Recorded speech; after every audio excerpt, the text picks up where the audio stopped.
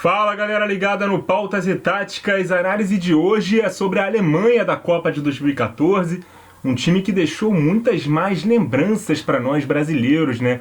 Uma Copa que acontecia no nosso país, mas que a gente não conseguiu nem sequer chegar na decisão no Maracanã, porque esse timaço estava no nosso caminho. Todo mundo sabe o que aconteceu na semifinal, o fatídico, o trágico 7-1 aplicado pelos alemães em cima da nossa seleção, lá no que ficou conhecido como um Mineiraço, né? Se você já é inscrito, muito obrigado. Se é novo por aqui, seja muito bem-vindo. Eu espero conquistar a sua inscrição, assim como seu like nesse vídeo, seu compartilhamento com os amigos, seu feedback nos comentários, sua sugestão de tema para próximos vídeos, e também te convido a navegar pelo canal para conhecer mais do nosso conteúdo, beleza? Bom, o time começou a Copa jogando sem laterais de origem, eram 4 zagueiros na primeira linha. O Schweinsteiger começou a Copa machucado, o Lahm atuava à frente da defesa, né, como fez ao longo de toda aquela temporada pelo Bayern, e o time também não tinha pontas, nem centroavante quando começou a Copa. Eram 3 pontas de lança fazendo os lados e a referência do ataque. Então as primeiras escalações da Alemanha tinham Neuer no gol, Boateng na lateral direita, ou um zagueiro aberto pela direita, Mertesacker e Hummels aqui no centro da defesa, e o Havertz aberto pelo lado esquerdo, ou como lateral esquerdo. O Lahm era o primeiro volante. Aí aqui a linha de 4, Thomas Müller, aberto pela direita, Khedira, Toni Kroos e Mesut Ozil. E o Mario Götze era o comandante do ataque. Então essa foi a escalação que inclusive goleou o Portugal na estreia, né, por 4-0.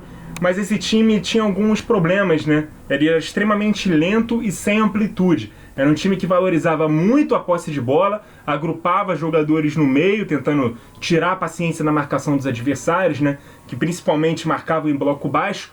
E a tentativa era sempre de tirar os jogadores do adversário de trás, criando espaços estratégicos para aproveitar os buracos que as defesas poderiam dar. Mas aos poucos essa estratégia foi se tornando falha.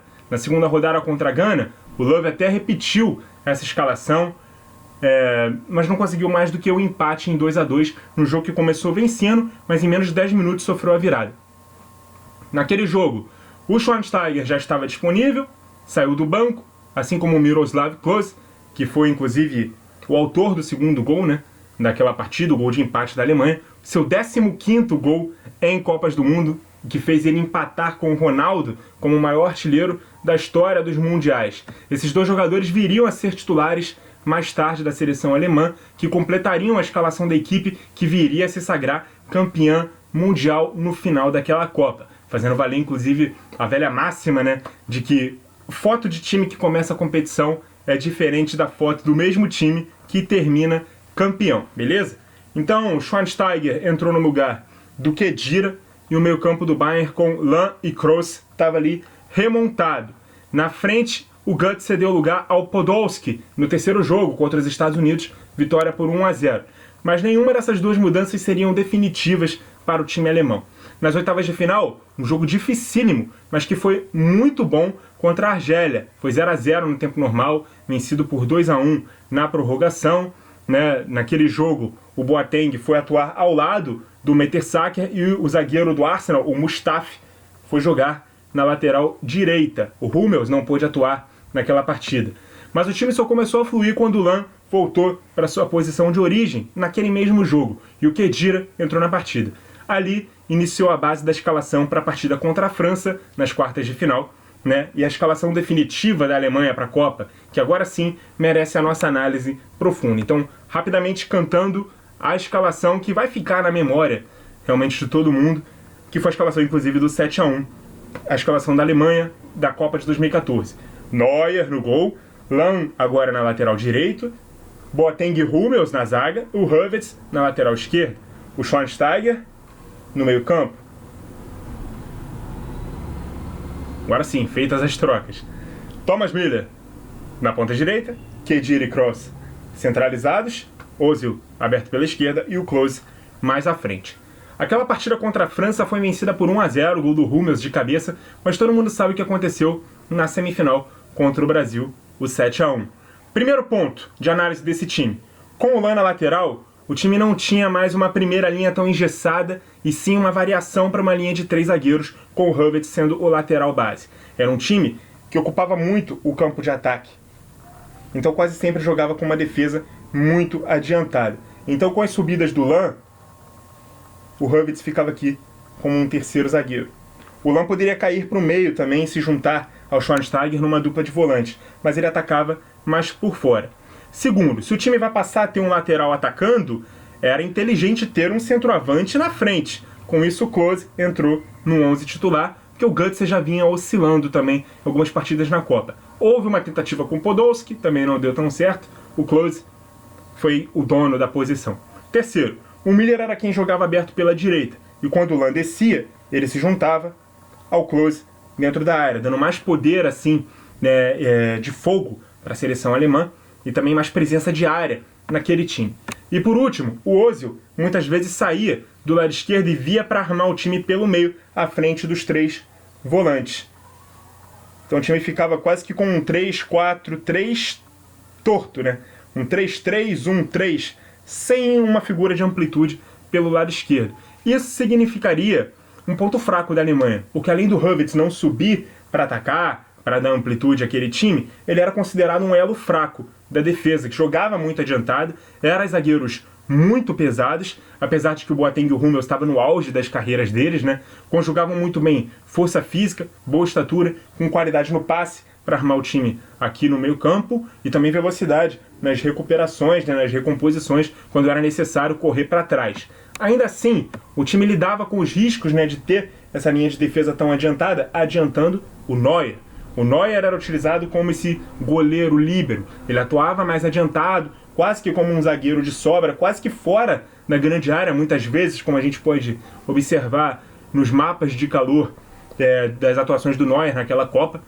Então, isso poderia retardar as transições diretas, né? Os lançamentos longos, os chutões nas costas da defesa, que poderiam ligar perigosos contra-ataques. Outro aspecto que vale a pena destacar são os 3 volantes.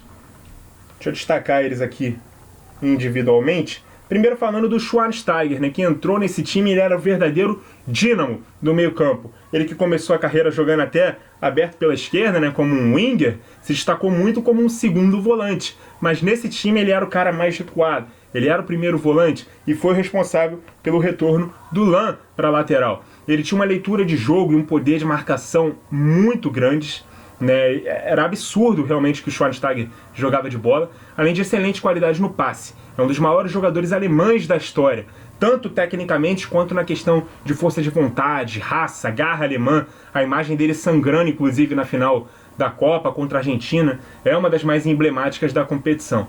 Outro jogador, Khedira, jogador subvalorizado, subestimado, um dos mais subestimados desse time, e por isso ele fazia muito bem o papel de homem surpresa, de infiltrador da área, porque enquanto todo mundo estava preocupado com outros jogadores, acabavam deixando ele desmarcado, e com isso ele inclusive marcou um gol contra o Brasil, né, no 7-1. Ele apareceu na área totalmente livre para poder aproveitar um passe e marcar o dele naquela partida triste para nós brasileiros, não é mesmo? O Toni Kroos, ele era o cara das bolas paradas, dos lançamentos longos, era uma boa peça também de retorno quando o time estava um pouco mais à frente, precisava reconstruir uma jogada ou mudar de lado. Muitas vezes a bola de segurança era justamente o Toni Kroos. Era um cara sensacional para fazer isso, foi autor de 2 gols no 7-1. Aliás, naquele dia o placar foi aberto pelo Thomas Müller, né? Ampliado pelo Klose, que se tornou o maior artilheiro da história dos mundiais. Daí teve 2 gols do Kroos, o gol do Khedira e também 2 gols do Schürrle, que saiu do banco para marcar mais 2 vezes e fechar o caixão brasileiro no Mineirão. Defensivamente, o time fazia pressão no campo de ataque, né? Mas marcava em bloco baixo no 4-1-4-1 mesmo. Um sistema tático que inclusive serviu de referência para muitas equipes, tanto na Europa quanto aqui no Brasil também, depois daquela Copa. Beleza? Bom, essa foi a análise então da seleção alemã de 2014. Na grande decisão contra a Argentina, inclusive, o Khedira não pôde jogar, o Draxler estava sendo especulado para começar o jogo, mas o Kramer foi quem começou a partida no lugar dele. Foi um jogo muito nervoso, a Argentina chegou a abrir o placar, né, com o Higuaín no tempo normal, mas o gol estava irregular. Ele perdeu um outro gol feito naquela partida, mas só na prorrogação o placar foi aberto pelo Götze, que saiu do banco para fazer o gol do tetracampeonato alemão em pleno Maracanã, fazendo com que a Alemanha se sagrasse a primeira seleção europeia campeã do mundo nas Américas. Aquele time, a exemplo da Espanha de 2010, tinha forte influência do Pep Guardiola, já que tinha 6 titulares que atuavam no Bayern, comandado pelo técnico catalão. Porém, o Löw tentava mesclar mais o jogo apoiado e de valorização da posse de bola com o futebol mais direto, mais vertical, que tentava resolver com poucos passes para chegar ao gol do adversário. Com certeza, é uma das campeãs do mundo mais históricas de todos os tempos.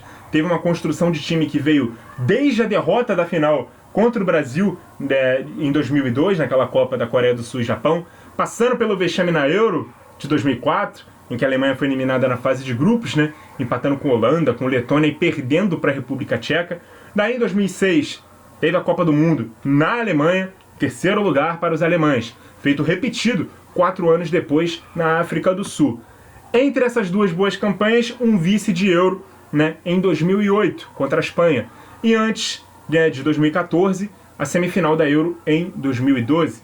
Foi um trabalho a longo prazo em que o Löw assume após a Copa de 2006. Ele já era auxiliar do Klinsmann desde 2004, mas só vai conquistar seu primeiro título no Brasil em 2014. Um processo que levou tempo, mas muita regularidade para solidificar um trabalho excelente que levou mais de uma década para colher frutos. O fim da era Löw, a gente já sabe, terminou recentemente, com mais uma semi de Euro em 2016, o título da Copa das Confederações em 2017, a queda na Copa do Mundo em 2018 ainda na fase de grupos, e a última competição oficial dele foi a Euro de 2020, disputada em 2021, em que a Alemanha caiu nas oitavas para a Inglaterra. Mas certamente o trabalho dele é um dos melhores de técnicos de seleções de todos os tempos, e a grande marca dele vai ser esse time campeão do mundo em 2014, no Brasil, vencendo os anfitriões com goleada nas semifinais.